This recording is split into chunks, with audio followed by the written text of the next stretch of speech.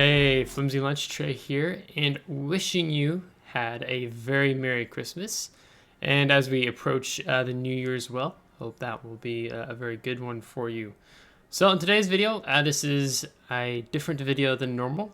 As I shared last week, being back from Christmas break now, that we'd be doing our first Q&A here on the channel, where you all get to pose questions to me, World of Warships or non-World of Warships related, and I get to share those responses to those questions. So I'm here in port because some of the questions are relating to inside the game. A lot of other things are related to outside the game. So I'm going to try to go somewhat topical, but I'm going to start with some of the questions that were posed to me via YouTube first. So Jack Phillips asked, "Hey FLT, great video again. My question is again about getting Admiral Halsey. Now you have told me to go to campaigns, which I did, but some of the campaigns are almost impossible to do. My question, did you know you don't need to complete all of the missions, just the first two over and over until you get all the stars to complete each section? If you do know this, this might be valuable information to some people, I think. Take care." Yes, Jack, I did know that, although at first I did not know that. So Jack is talking about campaigns. There's a campaign to get Admiral Halsey in the Hit Hard, Hit Fast, Hit Often collection. So once you've completely gone through all of it, you get to the final task, you get William Halsey, and he has some great talents if you're able to activate them, as well as some enhanced skills. So what Jack is saying is when you go through this campaign, in order to get all these stars that you need to unlock the final task and move on to mission 2, is that you can repeat do these tasks again. So let's say like this one, I've already done it. It's straightforward in the sense of earn 50,000 Commander XP. So once I've done this once, I'll be issued a reward, the 20 Zulu Hotel, and I can actually do this same task again. But you don't get the reward the second time around. It's only the first time. So if you have some that are rather difficult, you can just keep repeating, which you can see I've done because there's this many stars. I've only completed 3 of the 10 tasks here. Some of them will revolve around an aircraft carrier. I don't really play aircraft carriers that often. Let's see. There's some task in here that, this one, shoot down 150 enemy aircraft, can be completed over several battles, tier 8 through tier 10. And you can do that in randoms, co-op, or ranked as part of the completion criteria.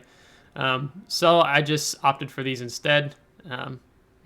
Some of these are much easier to do than having to do these long term, but I am plan to come back through and finish off these other tasks. So I can get those other rewards that I haven't gotten yet. So if you are newer to the game and you're wondering, trying to get Halsey, know that you can just simply choose to do these tasks again. But I'm working on polishing off the task right now for Yamamoto Isuroku, which I do have, and I have him on my Fuso, and he has a fun talent where if you get a Kraken Unleashed, it's the second wind, and you'll actually get a health. Your health partially comes back, and then what's the other thing? Health. I can't even switch between ships. Buso. Yeah, amount of HP recovered per second for 120 seconds, plus 0.4%. Restoration time of squadrons. But the main thing here is the main battery reload time, negative 34%. So you put that on a Hurugamo, and you get a Kraken Unleashed, really fantastic. And you also get a deduction in your torpedo reload time, so decrease of time. So I got Kraken Unleashed 3 times last night in Fuso. I only have 20 as a whole now. So one of those games is going to be on YouTube next week. So just being able to go into campaigns,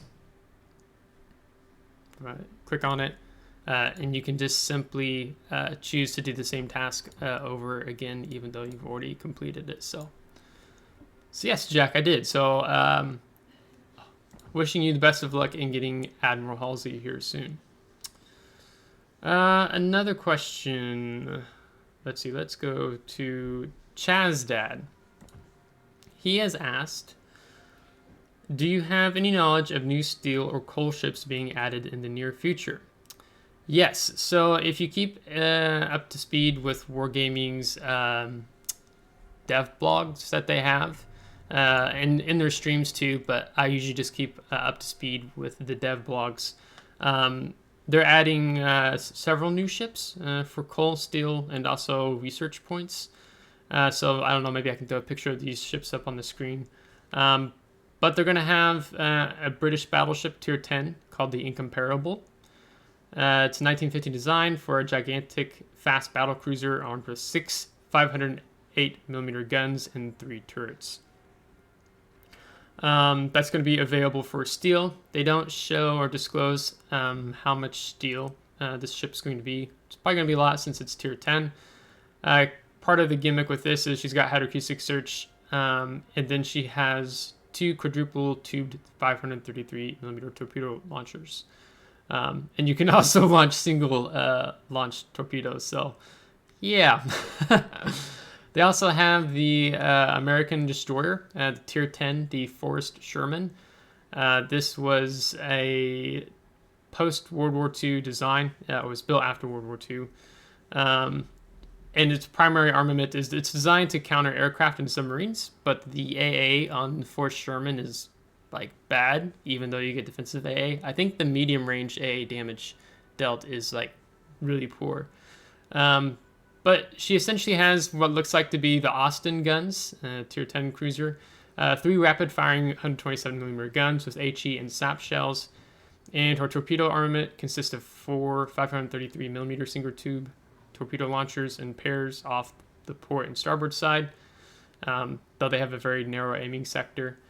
They get the identical torpedoes to the Mark 17 used on the Gearing, but have a faster reload. So I think these are the 16.5 kilometer torpedoes, because you can switch between those and, was it 10.5 on Gearing? But you get a hydroacoustic search, you get the American smoke, defensive AA fire consumable. She's going to be available for coal. Sea Raptor did a very good review on the ship, just looking at it from a stats perspective, not featuring gameplay. But those 3 turrets, there's only 1 gun in each turret, but it has a reload time. They've just recently buffed it to 1.56 seconds. So actually has some crazy high DPM between her high explosive shells and semi-armor piercing shells. But her concealment, I think max is 6.5 kilometers.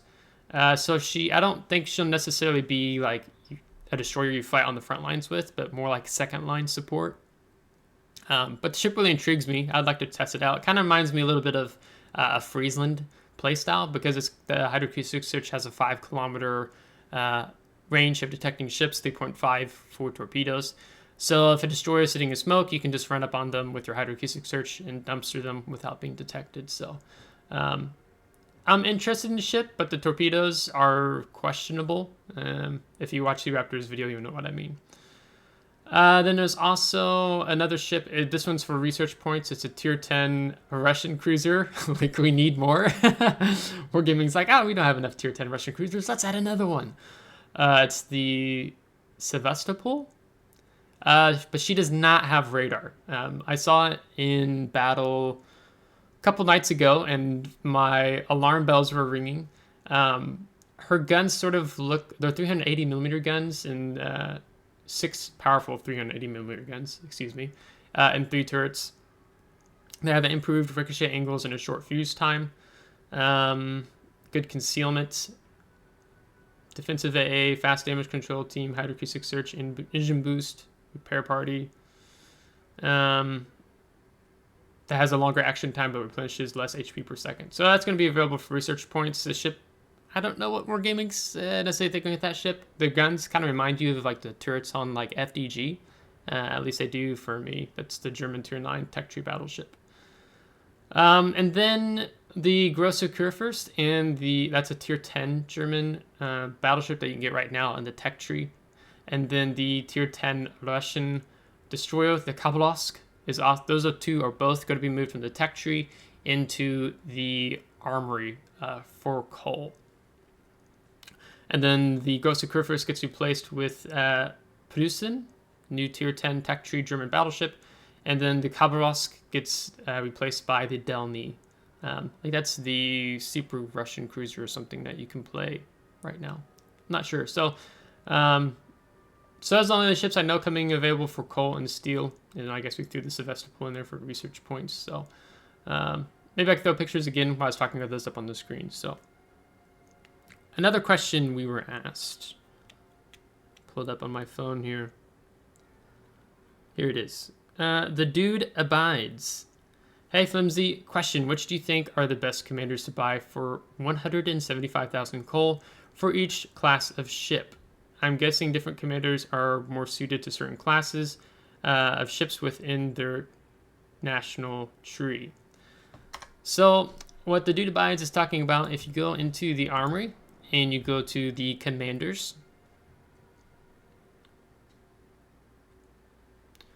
here, you have several commanders for 175,000 coal. I should already have some that just show up on the bottom here. Yeah, I've got 2 of them so far. So you have 5 in total. You have the German Gunther Lütjens, then the Russian Nikolai Kuznetsov. I know I pronounced that last one wrong. And then you get Jerzy Shwersky, so I'm going to pronounce that one. He's of the European. Andrew Cunningham, British, and then French, you get the Philippe Aubonnier. No, I so butchered that last one. Aubonnier. Not sure. So, of this one they recently added. You used to be able to get this in the campaign collection, but they took that campaign out. So now it's here in the armory finally, 475,000 coal. So, which do you think are the best to buy? Well, I mean, they're all fun to own. I went with Gunther Lütjens first, just because he is definitely the secondary brawler. So when I played battleships, I got him. I still play battleships, just not as often. I liked the enhanced skills he had on top of the talents. So Grease the Gears. Main battery traverse speed is plus 25% on battleship, then the standard 20%. So Gunther Lütjens, in my opinion, he's best for the brawling battleships. You could also put him on brawling cruisers as well. I can probably show you that. Then he also gets preventive maintenance, but I mostly took him for Grease the Gears. The other German commanders in the armory, let's see, go up, that have enhanced skills. These guys, they don't get Grease the Gears. So that's why I ended up wanting to go with Gunther Lütjens primarily there. He's got these talents, resilient. You get 3 spotted ribbons. You get a partial replenishment of your ship's health pool restored. And seconds equal to the ship's tier. So you have tier 10, it's going to go tick for 10 seconds, 300 HP. Tier 6, it's going to tick for 6 seconds, 300 HP. You get main battery loader. So after you hit an enemy ship 140 times with your main battery, it reduces the main battery load time by negative 7.5%. So that's actually pretty good for a cruiser as well. I think I've only got this once on Scharnhorst, and the battle didn't last very long after that. Secondary battery loader can be activated once per battle. Hitting enemy ships 100 times with secondary battery shells reduces the secondary battery reload time. So right now I'm running Gunther Lütjens up the new German battleship tech tree line, the cruiser, the battle cruiser line, if you will, up for tier 10 Schlieffen. So that's who I'm training him for. But you can move him around freely on your special, your premium ship. So I'll be able to run him freely on Große Kurfürst. Once I get to move to the armory, it becomes a special ship. I have him on Odin, Graf Spee, and then the Aegir, the tier 9 German cruiser. And then you also get aerial equipment expert. So for CV. So I think he works best on battleships and also cruisers. The Russian, he has 2 main talents, Will for Victory. Can be activated once per battle. If the ship's HP falls below 10%, you get a replenishment of your HP recovered per second for 30 seconds, plus a 0.25%. But also the dispersion of shells fired by enemies attacking your ship, plus 20%. So it's like activating Dazzle, the destroyer skill, if you will, to a certain extent for your if you're running this on battleship, cruiser, destroyer. I think he runs best probably on. He does a really good job on battleships. I know that much. I think I'm running him right now on my Russian cruiser line for Petropavlovsk. You know, the tier 10 Russian battleship. I mean, cruiser. That's perfectly balanced. Perfectly balanced. So you can run him on battleships. He's really good on Kremlin. And or the Russian cruisers, because the Russian cruisers are just so tanky. If you get First Blood, you also get an additional consumable, so like fast damage control, heal, since you are limited on damage controls. The other guys, well, Jerzy Shurishki is definitely going to say destroyers. Running him on like Holland would be really good, so I want to run him on Holland. He also gets an enhanced skill of the Adrenaline Rush, so as you lose health, you get buffs to your guns, torpedoes, and also your continuous AA damage goes up. Torpedo Armament Expert, because if you get him after you hit 8 successful torpedo hits, your torpedo tube reload time is reduced by -5%. And you can continue to stack that. So then you get 16 torpedo hits, then it stacks again another -5%. So it's really good. And then AA Gun Expert, so once you've shot down 20 hostile aircraft, your continuous AA damage goes up by plus 10%. So he's for destroyers. Andrew Cunningham. Honestly, I don't know when it comes to him. When I'm looking at enhanced skills, I'm seeing CV. Continuous AA damage reduction on the aircraft armor. You also get consumable specialist. Equipment skills. Spoils, sorry. Can be activated on support battle. Destroy 2 ships, get additional charge for your ship's consumables. Does not apply to the consumables of aircraft carrier squadrons. Lightning fast can be completed once battle, causing 2 instances of flooding to enemy ships. Increases the speed of your ship's and air squadron. Ruthless. The weather achievement enhances the characteristics of your ship. Main battery load time, -10%. Restoration time with squadrons, -10%. Torpedo tube reload time, -10%. He's kind of a captain that I feel, I don't know, just what I'm looking at. Those of you who already have Andrew Cunningham can state your opinions in the comments below. But he kind of just seems like you could put him on any class and be all right. Now, I think it's funny when I look at this, the Ruthless skill in particular. That'd be funny, you know, like on a Thunderer, Conqueror, you know, HE spamming. That'd be pretty good. Unfortunately, you can't do this with Minotaur, because imagine having a buff to your reload time, Minotaur guns, since you don't have a high explosive shells on Minotaur. But I see good things going for carriers too. So I kind of go, in my mind, I think the battleships and aircraft carriers is what comes to mind first, looking at him. Felipe, not going to say the last name. Finch. Definitely destroyer. Definitely destroyer, because when I look at the survivability expert, it's an enhanced skill. So instead of getting for your destroyer, your standard HP increase for each ship tier is plus 350, but with him, it's plus 400. So I plan on running him on my Marceau. Is my plan in the future. If you put this on a battleship, right? You don't get survivability expert for battleship. Like they did away with that in 0.10.0, which I don't really feel like you need a survivability expert on a battleship. So Wargaming took that away. So now you can only put on destroyers and cruisers right now. Aircraft armor. But we have the new, was it the Burn? The new Tier 6 French aircraft carrier. Another reason why I say primarily destroyers is because you have each key area that you captured or assisted in capturing increases the chances of setting enemy ship on fire with your main battery shells, plus 1%. So, destroyers are easy to go in and do that. 2,000 2 million, HP potential damage received increases your ship's maximum speed, plus 8%.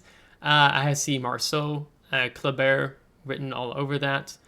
Rampant, each devastating strike achievement earns speeds up the reload time of the ship's armament, both your reload time of your main battery and also your torpedo tube reload time. They get a decrease, so they're reloading faster. Again, I see Marceau, Kleber written all over this.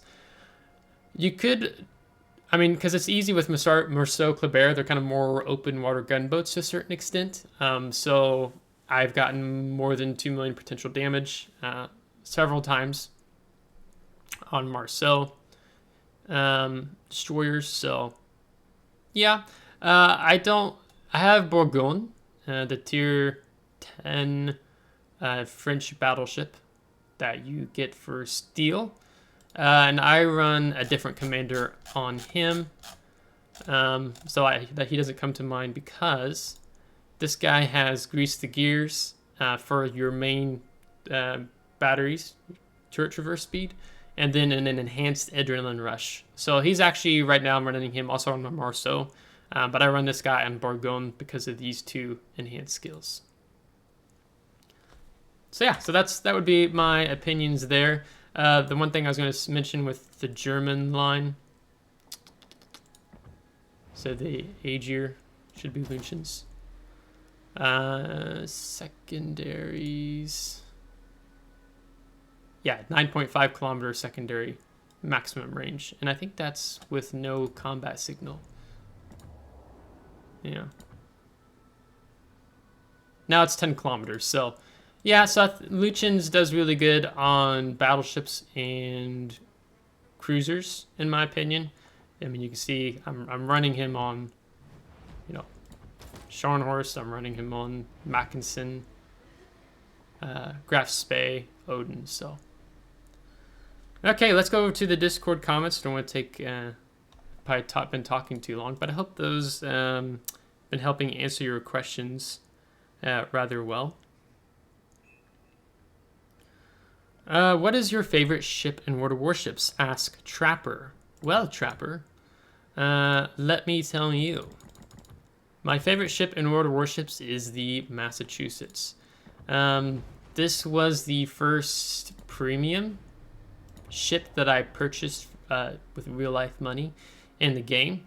So I got to experience this ship even before the Commander rework of 0.10.0 when they butchered secondaries, and then it was much harder to play Massachusetts in that time. But Massachusetts is my favorite battleship. I hope to go to Battleship Cove one day. The ship is still alive as a museum ship, along with, I think they have a destroyer there, maybe a submarine as well. So Massachusetts is my favorite ship in World of Warships. Tier 8. Just there's so many good reasons why. Because I love brawling in Massachusetts. She has kind of trollish armor. A lot of people complain that you can't citadel her very easily, which I concur. Her citadel is actually just beneath the waterline. And a lot of people have trouble citadeling in Massachusetts. So I don't know if that's Wargaming intentionally did that. There's some hidden plates there or whatnot, but yeah. So Massachusetts is my favorite ship, also because of the repair party.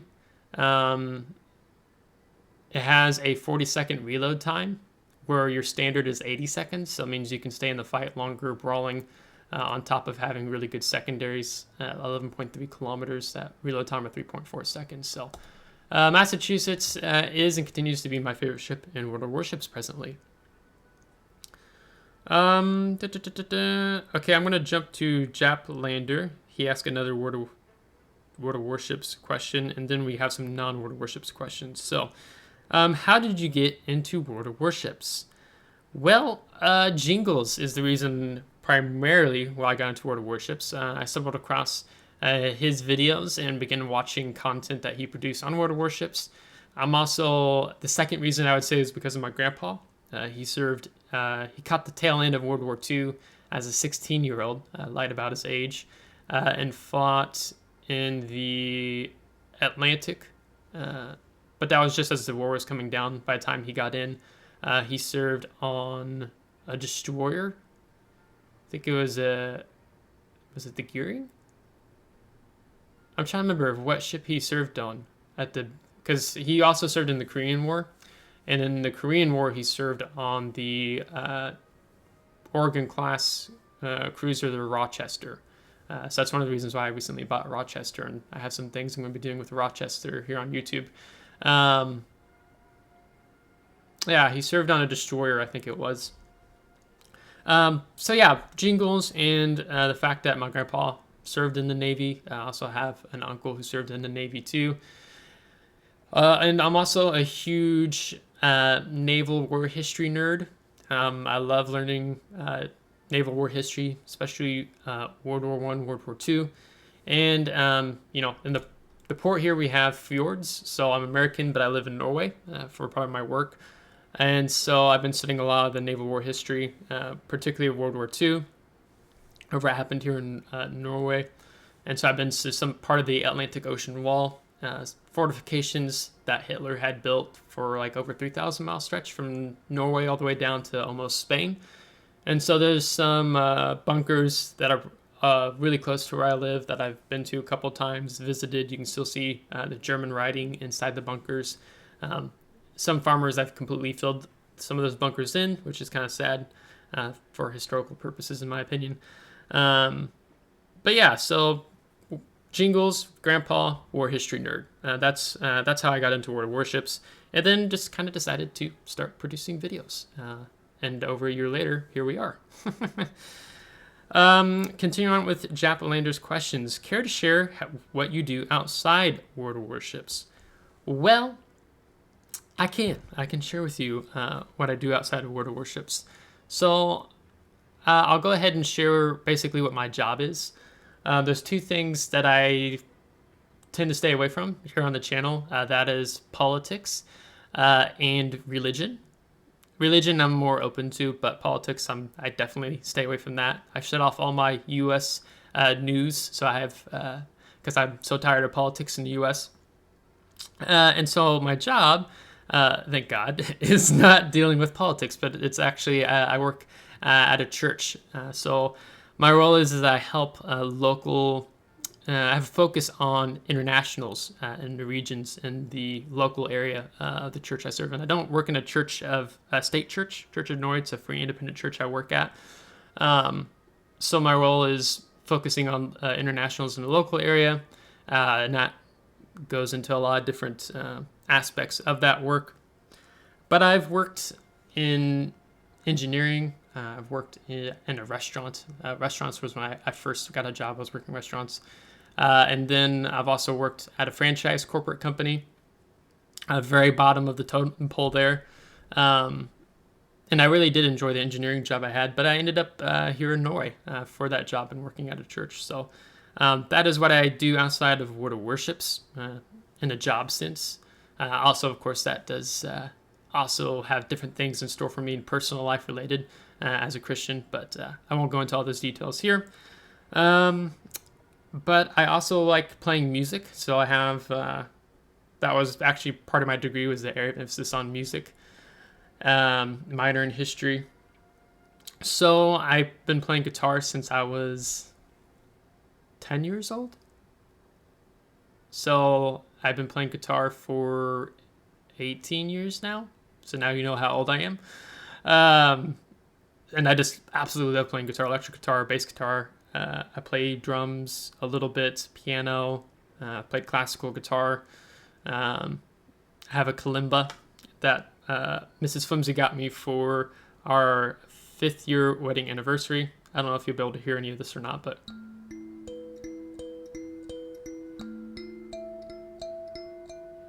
so I have that here on the desk, and I fidget with that maybe when I'm waiting for a battle to load or something like that. Also do photography.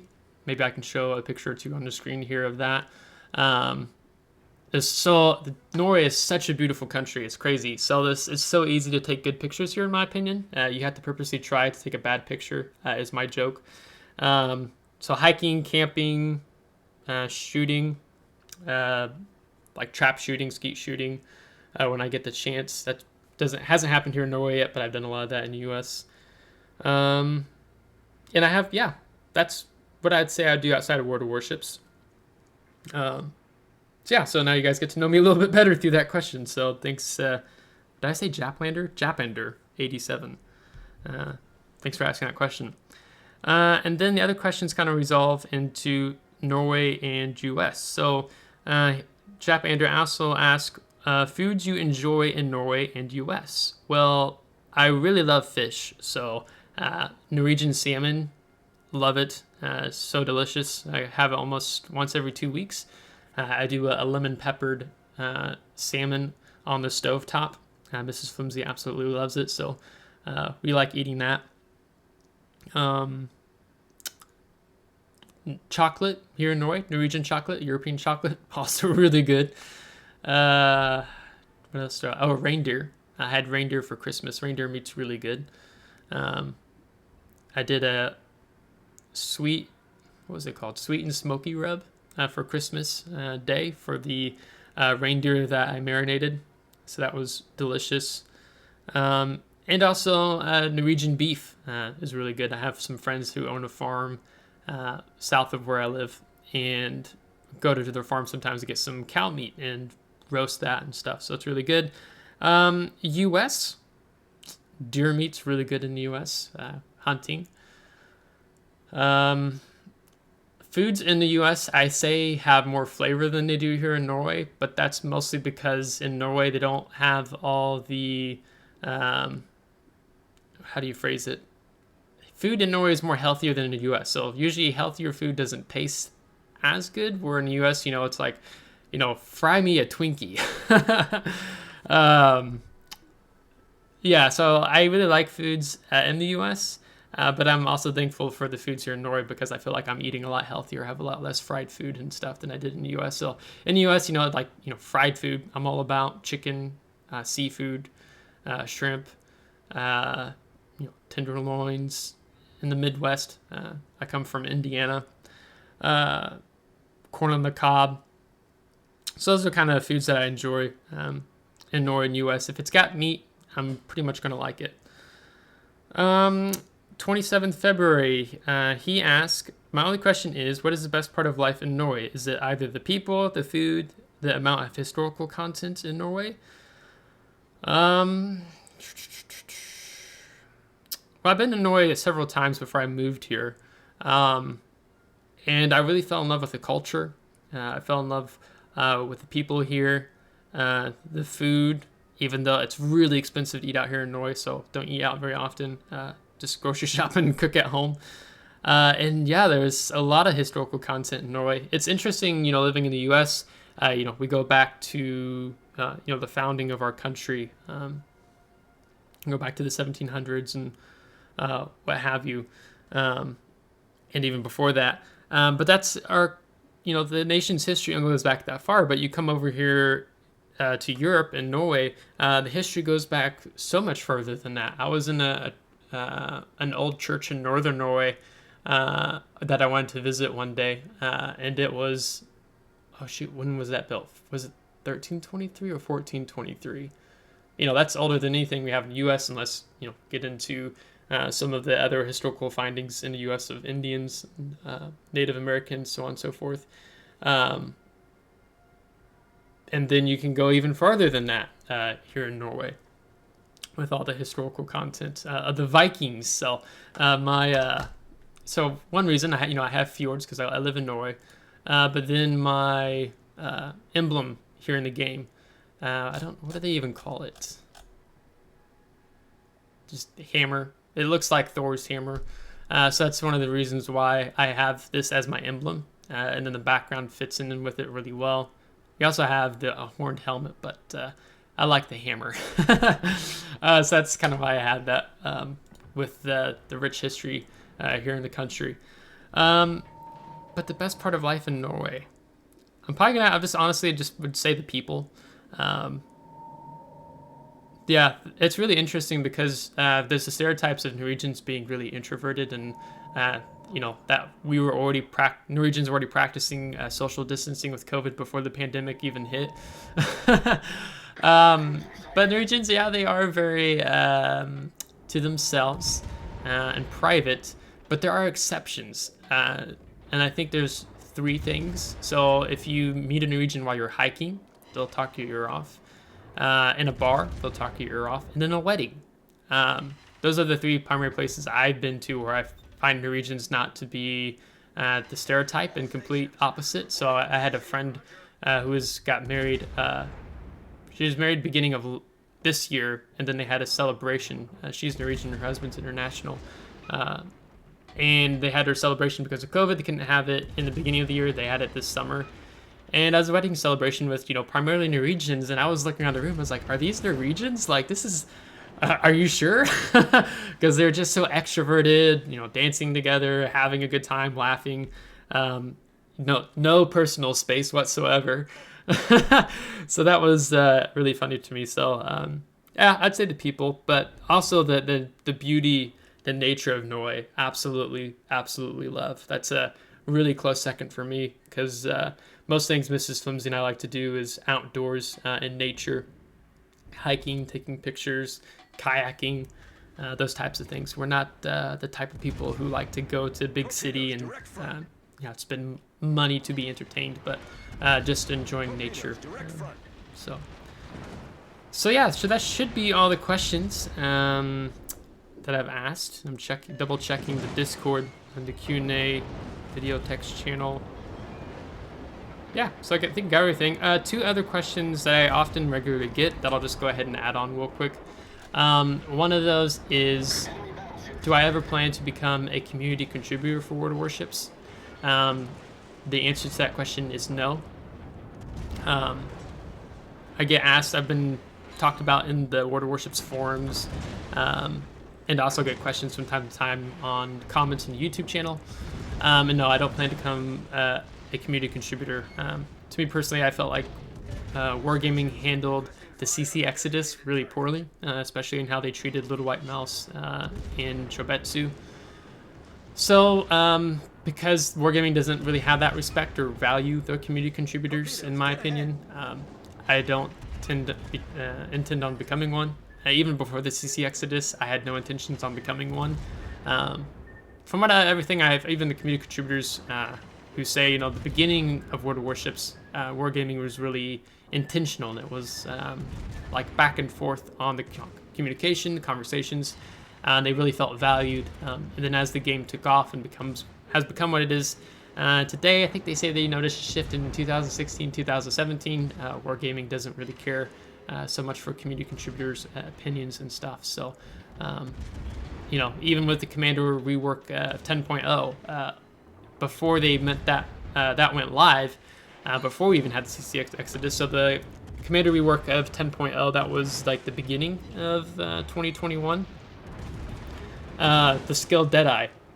Practically unanimously, all of the community contributors said, don't put Deadeye in the game. It's terrible. You're going to change the meta. It's going to become a more sniping meta. Players won't push, yada, yada, yada.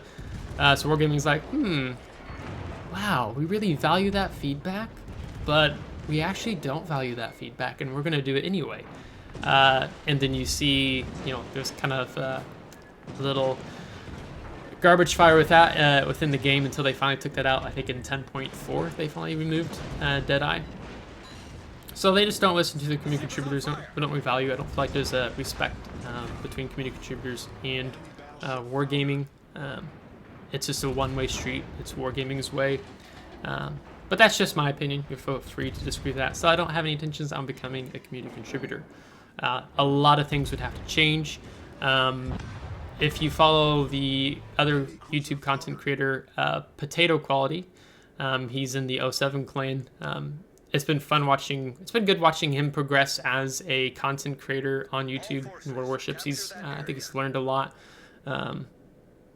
just in doing the content and presenting himself as a person, content creator. But he's been going back and forth whether or not to become a community contributor. Right now, Wargaming is rewriting, I think, reformatting what it means to be a community contributor, so on and so forth. So he's kind of waiting for them to get done with that. But there's also at the same time Wargaming's now telling different community contributors who present ships and stuff. They gave them specific lines like you have to read this paragraph or these sentences when you're talking about this ship in order to do a video on it. So I don't like being told what I have to say or not to say. So yeah, there's the answer to that. The other question I get is, do I plan on streaming Twitch, something of that nature? And that question comes up about once a month or so. My answer right now is no. If I did do any streaming, it would be like once a month stream. I have too much going on in my personal life between being a husband, work, family, enjoying the other hobbies that I have. So I really like to just present myself only here on YouTube. With the time that I try to set aside here for the channel. So right now, it's just my intentions are to keep on with the 4 videos a week with YouTube. But if I ever do get into streaming on Twitch or YouTube or something, I would probably set those up as like fundraising or charity giving streams. So I don't really do this channel because I had the intentions of like I want to make a lot of money or something like that. I do it because I enjoy content creating, especially the thumbnails I do on the videos, and then the game and the community.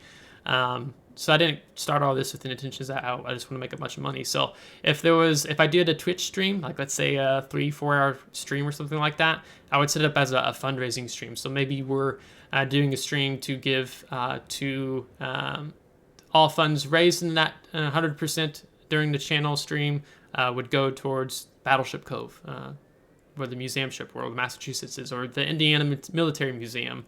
In Gulf Shores, Alabama, you have the USS Alabama.